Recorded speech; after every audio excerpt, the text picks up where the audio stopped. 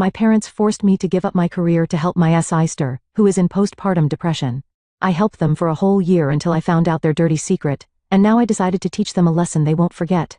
My name is Emma, and I've always believed family comes first. I grew up in a modest home in Springfield with my parents and my older sister Julia. Julia was always the star of the family, prettier, more popular, and somehow always getting what she wanted.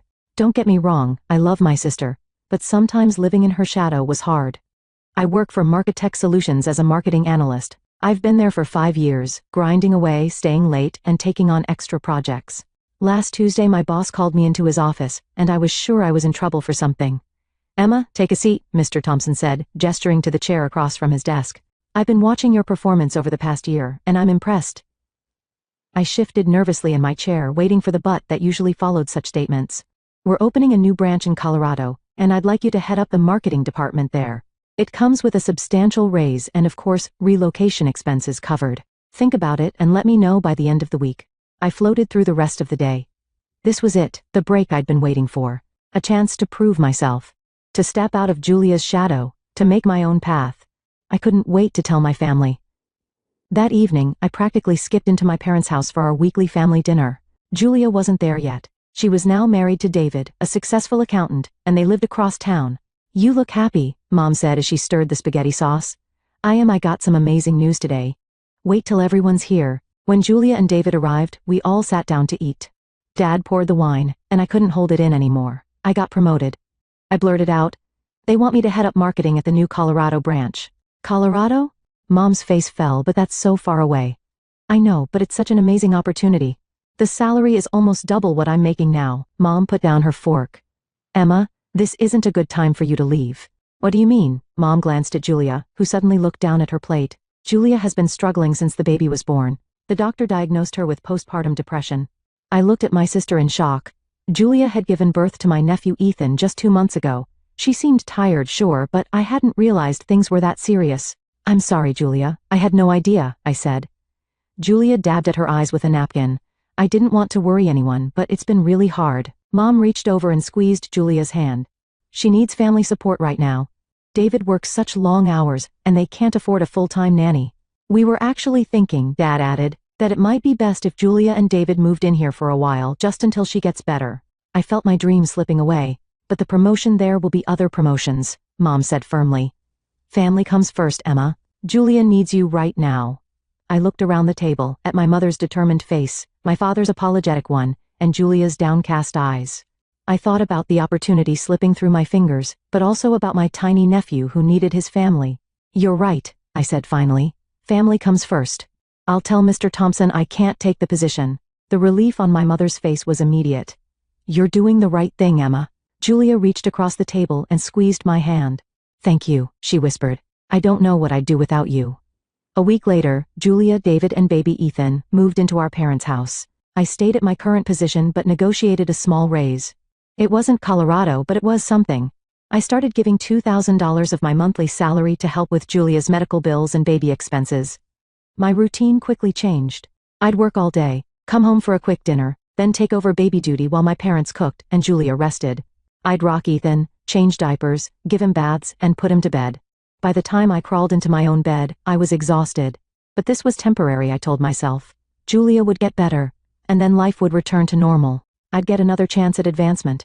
For now, family came first. We Wilsons stuck together through thick and thin. The weeks turned into months, and before I knew it, an entire year had passed. My life had fallen into a predictable routine: work, home, babysit, sleep, repeat. I was exhausted all the time, but I kept telling myself it was worth it for my family. Every morning, I'd rush out of the house while Julia was still too tired to get up with Ethan. Every evening, I'd return to find her lying on the couch, claiming she'd had a terrible day. My parents hovered around her like she might break at any moment. "How are you feeling today, sweetie?" Mom would ask Julia while I warmed up Ethan's bottle. Still so foggy, Julia would sigh dramatically. "The medication just makes me feel like a zombie." I'd take Ethan from Mom's arms. "I've got him. You two should eat dinner before it gets cold." Ethan was a year old now and becoming more of a handful every day.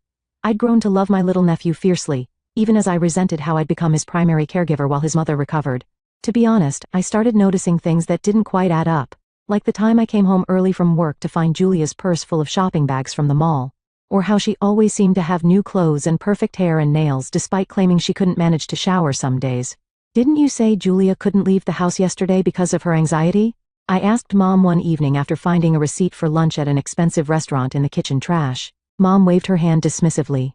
"The doctor says getting out occasionally is good for her. It's all part of the treatment plan." I nodded, but something didn't feel right. I'd seen Julia with her friends through the coffee shop window near my office once. She'd been laughing, animated, nothing like the dejected woman who could barely make it off the couch when I was around. Then there was the day everything changed. I woke up with a splitting headache that even extra strength pain relievers couldn't touch. By noon, I could barely see straight, so my boss told me to go home and rest. I hadn't called ahead to tell anyone I was coming home early. When I pulled into the driveway, I noticed Julia's favorite shoes weren't by the door where she always kicked them off. Odd, since she'd told me she hadn't felt well enough to get dressed in days. I quietly let myself in, planning to go straight to my room and lie down. That's when I heard it. Julia's unmistakable laugh ringing out from the kitchen. Not a polite chuckle or a weak smile, but her full-bodied head-thrown-back laugh that I hadn't heard in months. And then, I heard her say between laughs, "Melissa ordered another round of mimosas, and we completely lost track of time." The waiter had to remind us they were closing for the afternoon. I stood frozen in the hallway, my headache momentarily forgotten. This didn't sound like someone suffering from debilitating depression. I pushed open the kitchen door. Julia was sitting at the table with Mom, both of them smiling over coffee and the leftover cake from Dad's birthday.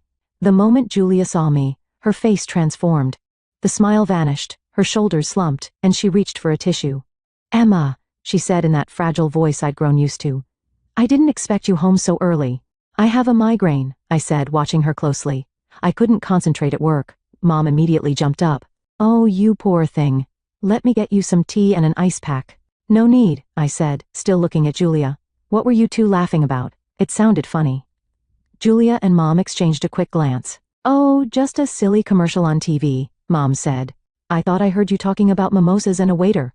Julia dabbed at her eyes with the tissue. "Just a story from before, before Ethan. Sometimes Mom makes me talk about happier times. Dr. Harrison says it helps." That night, after putting Ethan to bed, I confronted Mom in the kitchen while Dad watched TV, and Julia took one of her long therapeutic baths. "Mom, is Julia really still suffering from postpartum depression?" "It's been a year, and sometimes she seems fine." Mom tends as she dried a plate. "Of course she is. Why would you ask that?" "I heard her laughing today, talking about going out with friends." "That doesn't sound like someone with severe depression." "Emma," Mom said firmly, "mood swings are part of her condition. Some days are better than others. Don't make judgments about things you don't understand." "I'm not judging. I just want to make sure we're actually helping her, not enabling." "Enabling?" Mom's voice rose. "Your sister is sick, she's getting treatment. It's not your place to question her illness." I backed down, but that night, I couldn't sleep. I grabbed my laptop and started researching postpartum depression. I read article after article about symptoms, treatments, and timelines. Yes, mood swings were mentioned, but what I was seeing with Julia didn't match the overall picture. Women with PPD typically struggled to care for their babies, yet Julia had no trouble handing Ethan off to me and disappearing. They often neglected self-care, but Julia never missed her hair appointments or shopping trips. Most articles said recovery usually began within a few months with proper treatment. It had been a year, and Julia seemingly hadn't improved at all, at least not when I was around. The next morning, I tried talking to Mom again. I showed her some of the articles I'd found. "I'm just concerned," I said carefully. "These symptoms don't really match what we're seeing with Julia." Mom snatched my phone. "What is wrong with you?" "I spoke with Dr. Harrison yesterday, and he said Julia's case is particularly difficult. Her recovery isn't going to follow some internet checklist." I backed off, but I didn't stop watching. For the next few weeks I paid closer attention to Julia's behavior patterns. I noticed how she'd perk up when she thought no one was looking, how she'd immediately text on her phone but hide it when I entered the room, how her bad days conveniently coincided with family responsibilities she wanted to avoid. Something wasn't right, and I was determined to find out what it was. Around this time, I got some good news at work. Mr. Thompson called me into his office again. "Emma, I know you weren't able to take the Colorado position last year, but I want you to know your dedication hasn't gone unnoticed. We're promoting you to senior marketing analyst. It comes with a 15% salary increase." I almost cried with relief after everything that had happened. Finally something good. "Thank you so much, Mr. Thompson. This means a lot to me." That evening I decided not to tell my family about it. Something told me they'd find a way to claim most of that extra money for Julia's treatment or some other emergency. So I kept quiet and continued giving them the same $2,000 per month I'd been contributing all along. The rest went straight into my savings account. By this point, I was completely burned out. Working full-time and then coming home to be Ethan's primary caregiver was taking its toll. I hadn't had a vacation in over a year, hadn't even had a weekend to myself. I needed a break before I completely lost it. "I'm thinking of taking some vacation time," I announced at dinner one night. "Just a week." I was looking at packages to Hawaii. Hawaii, Mom looked up from feeding Ethan. "That sounds expensive. I've been saving, and there's a good deal right now. I need some time away." "I think that's a great idea," Dad said, surprising me with his support. "Everyone needs a break sometimes." Julia nodded. "You should definitely go, Emma. You've been so helpful with Ethan. You deserve it." Their easy agreement made me suspicious, but I was too excited about the prospect of a vacation to dwell on it. I booked my flight and a room at a beachfront hotel for the May, just a month away. For the first time in ages, I had something to look forward to. I mentioned my trip frequently over the next few weeks, partly because I was excited and partly to make sure everyone remembered I'd be gone. I even put it on the family calendar in the kitchen and arranged for extra time off work. The day before my departure, I came home from work to find Julia and David in the living room, surrounded by suitcases. "What's going on?" I asked, a sinking feeling in my stomach. David looked apologetic. "Julia's doctor thinks she needs specialized treatment. There's a facility in Malibu that offers an intensive program for treatment-resistant postpartum depression." "Malibu?" I repeated. "When are you going?" "Tomorrow morning," Julia said. "For a week." "A week?" "But we know it overlaps with your vacation," Mom interrupted, coming in from the kitchen. "It's unfortunate timing, but Dr. Harrison says Julia can't wait any longer for this treatment." "So who's going to watch Ethan?" I asked, already knowing the answer. "We were hoping you could postpone your trip," Dad said, "just for a few weeks." I stood there, stunned by their audacity. "My flight is tomorrow. I'll lose the deposit on the hotel and the money for the plane ticket." Julia's eyes welled up with tears. "I'm so sorry, Emma. I didn't plan for this to happen, but Dr. Harrison says this program could be what finally helps me get better." I looked at their faces, Julia's calculated tears, Mom's stern expression, Dad's guilty avoidance, and David's obvious discomfort. Something inside me snapped. "Fine," I said tightly, "I'll cancel my trip." Later that night, after making the calls to cancel everything and losing nearly $800 in non-refundable deposits, I sat on my bed and felt something I hadn't allowed myself to feel in a long time: pure, unadulterated anger. This was too convenient, too perfectly timed to ruin my plans. The next morning, Julia and David left for their treatment program in Malibu. Mom and Dad went out too, Dad to golf and Mom to her book club. I was alone with Ethan, as usual. After putting him down for his nap, I stood in the hallway, staring at Julia and David's bedroom door. I'd never snooped before, but now I needed to know the truth. I pushed open the door and began searching. The dresser drawers contained nothing unusual. The closet was full of new clothes with tags still on them. I checked the bedside tables, nothing. No prescription bottles, no doctor's notes, no therapy worksheets. Nothing to indicate Julia was in treatment for anything. Then I spotted her laptop on the desk still open and unlocked. I hesitated only a moment before sitting down to look. Her email and social media were open in various tabs.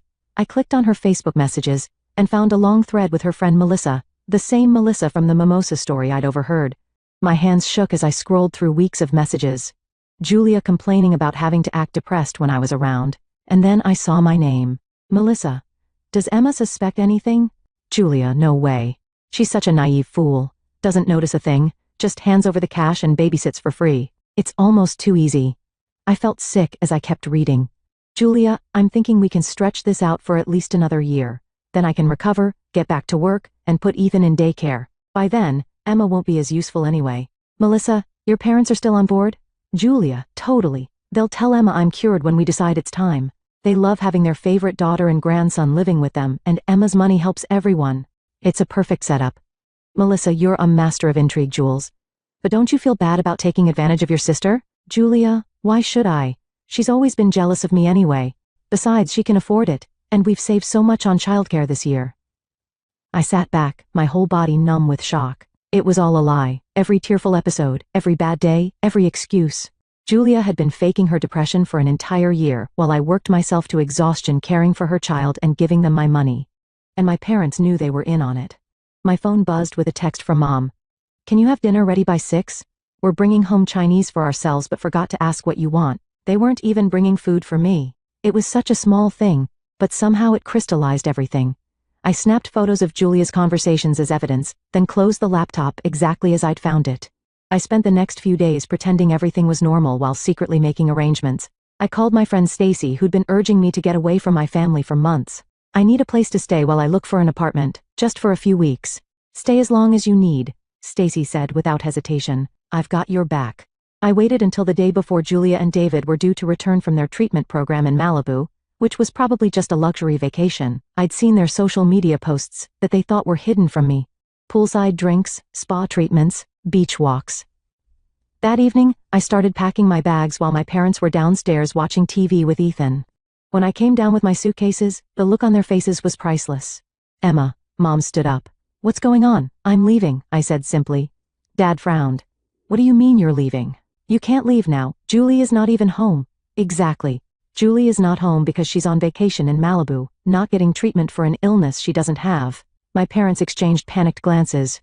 Emma, you're not making any sense, Mom said, her voice wavering. Julia is very sick. She's at a specialized treatment facility. I pulled out my phone and showed them the photos I'd taken of Julia's messages with Melissa. She's been faking it for a year, and you both knew. Mom's face went white. Dad started stammering about misunderstandings. You've all been using me, I said, surprised at how calm my voice sounded. You took my money, you took my time, you made me give up a promotion and cancel my vacation. You used me as a free babysitter and an ATM. Emma, this is all a misunderstanding. Dad tried, we were just trying to help Julia. No. You were helping Julia at my expense. You've always favored her, but this goes beyond favoritism. This is fraud. Mom switched tactics, her voice hardening. You're being ridiculous. We're one family. We help each other. Help each other? I laughed bitterly. When have any of you helped me? I've calculated exactly how much you've taken from me. $24,000 from my salary over the past year, plus approximately $12,000 in childcare services if I'd been paid as a babysitter. You owe me $36,000. Dad stood up, his face reddening. Now you're being absurd. We don't owe you anything. That's what family does. No, Dad, family doesn't lie and manipulate each other. Family doesn't fake mental illness to avoid responsibility. If you don't pay me back, I'll take you to court. You wouldn't dare, Mom hissed. I have Julia's messages admitting the fraud. I have bank statements showing all my transfers.